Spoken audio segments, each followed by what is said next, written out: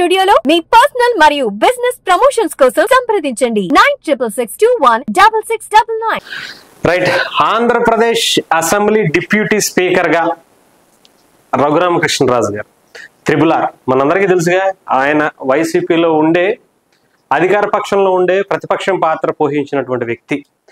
నిజంగా వాళ్ళ కంటి మీద కునుకు లేకుండా వాళ్ళ పార్టీ ఎంపీ అయి ఉండి కూడా నిజంగా వైసీపీ మీద తిరుగుబాటు చేసినటువంటి వీరుడు ఆయన. ఆయన మనందరికీ తెలుసు, మొహమాటం లేకుండా ఇష్టంగా ఆయనకి నచ్చిన పందాలని ఎంచుకుని మరి ఆయన ప్రశ్నించడం అనేది కూడా మనం చూసాం.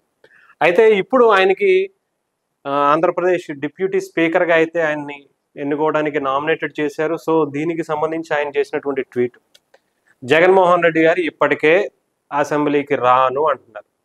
ఒక పక్క అయ్యన్న పాత్రుడు గారు స్పీకర్గా ఉన్నారు, ఇంకొక పక్క పవన్ కళ్యాణ్ గారు ఉన్నారు, ఇంకో పక్క చంద్రబాబు గారు ఉన్నారు, ఇంకొక పక్క నారా లోకేష్ గారేమో రెడ్ బుక్ పట్టుకుని దాని సంగతి ఏంటో ఈ రెడ్ బుక్ లో ఉన్నదా అంటారు. ఇక ఇంత మందిని పెట్టుకుంటే పైగా ఈయన అధికార పక్షంలో ఉండే అదే పార్టీలో ఉండే జగన్మోహన్ రెడ్డి గారు చేసినటువంటి దుర్మార్గాలను చీల్చి చెండాడినటువంటి వ్యక్తి రఘురామకృష్ణరాజు గారు. ఇంకా ఆయన ఎక్కడ వస్తాడండి? వచ్చి ఆయన రావడం కాదు కదా, అసెంబ్లీ గేటు పక్క చూడాలన్నా కూడా ఇది ఓసేసుకుంటాడు ఆయన. ఇంకా ప్యాలెస్ దాటి ఆయన బయటకు వచ్చే పనే లేదు. ఇంకా రఘురామకృష్ణరాజు గారు చాలా మంది అప్పట్లో ట్వీట్లు చేశారు. ఆ అసెంబ్లీ స్పీకర్గా, అంటే ఆయన డిప్యూటీ స్పీకర్గా అనుకున్న ఇప్పుడు వచ్చింది, కానీ అసలైతే మెయిన్ స్పీకర్గా కూడా ఆయనే ఉంటారు అనుకున్నారు. ఆయనకి ఇస్తారు అని చెప్పారు. ఆయన కూడా అడిగారు చంద్రబాబు నాయుడు గారిని, పవన్ కళ్యాణ్ గారిని. ఆయన డెఫినెట్గా చూస్తారు అని చెప్పి అనుకున్నారు.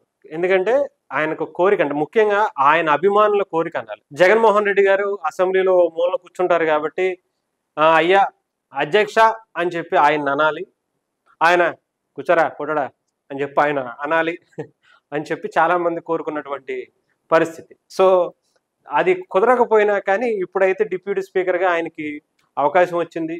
కానీ జగన్మోహన్ రెడ్డి గారు మాత్రం నాకు ప్రతిపక్ష హోదా ఇస్తే తప్ప నేను హాజరు కాను అసెంబ్లీకి అని చెప్తున్నారు.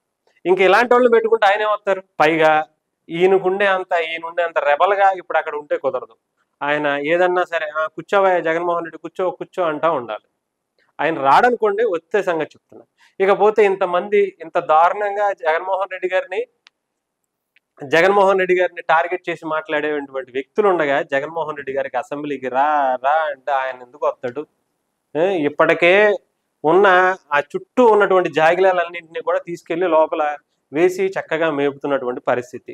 ఆంధ్రప్రదేశ్లో సైకోల అరెస్టులు మనం చూసుకుంటూ వచ్చాం. ఇక జగన్మోహన్ రెడ్డి గారు ఏం ముఖం పెట్టుకుని వస్తారండి? ఆయనకు అసలే ఒక పేపర్ రాసి 10 సార్లు ఆయన పేరు ఆయన రాసి చదువుకోమంటేనే కష్టంగా ఉంటుంది. అలాంటిది అసెంబ్లీకి వచ్చి మాట్లాడమంటే ఆయన ఎందుకు మాట్లాడతాడు? ఏం మాట్లాడతాడు? ఎన్నిసార్లు దొరికిపోతాడు? పైగా ఎవరన్నా ఉన్నారా గతంలో? ఆ రోజా గారో, కొడాల నాని గారో, అంబటి రాంబాబు గారో, లేదంటే పెర్ని నానియో, లేదంటే ఇంకా చాలా మంది ఉన్నారు అప్పట్లో, గుడివాడ అమర్నాథో, లేదంటే ఇంకొకళ్ళు. ఆయన ఏం మాట్లాడకపోయినా వీళ్ళు జగనన్న నువ్వు సూపర్ అన్న అని భజన చేయడానికి. ఇప్పుడు ఎవరున్నారు? ఆయనే నేను తోపు అని చెప్పుకోవాలి, దానికి అవతల వారి క్లారిఫికేషన్ ఇచ్చుకోవాలంటే వాళ్ళేమో గట్టిగా వేయడానికి 100 మంది రెడీగా కాసు కూర్చున్నారు. 164 మంది. 164 మందిలో జగన్మోహన్ రెడ్డి గారు మాట్లాడేవాడు ఒక్కడే అనుకుంటే ఇంకా ఆయన ఏమవుతాడు? ఇంకా వచ్చినా ఆయన ఉండనిస్తారా? పైగా ఈలాంటి వాళ్ళు రఘురామకృష్ణరాజు ఆయన పందా మనకు తెలుసుగా, చాలా శుతిమెత్తగా ఉంటుంది. జగన్మోహన్ రెడ్డి గారు లాంటి వ్యక్తి ఆయన ఇది అని చెప్పి ఆయన వేస్తూ ఉంటాడు. ఇంకా ఆయన మాత్రం నోరు మెదపడం కాదు కదా, అసలు రాడనుకోండి, వస్తే చూద్దాం. ఇలాంటి వాళ్ళు పెట్టుకుని ఇంకా జగన్మోహన్ రెడ్డి గారి అసెంబ్లీకి రమ్మంటే ప్రతిపక్ష పాత్ర ఇచ్చినా కూడా రానటువంటి పరిస్థితిని క్రియేట్ చేశారు టీడీపీ నాయకులు, ముఖ్యంగా ఎన్డీఏ కూటమి నాయకులు.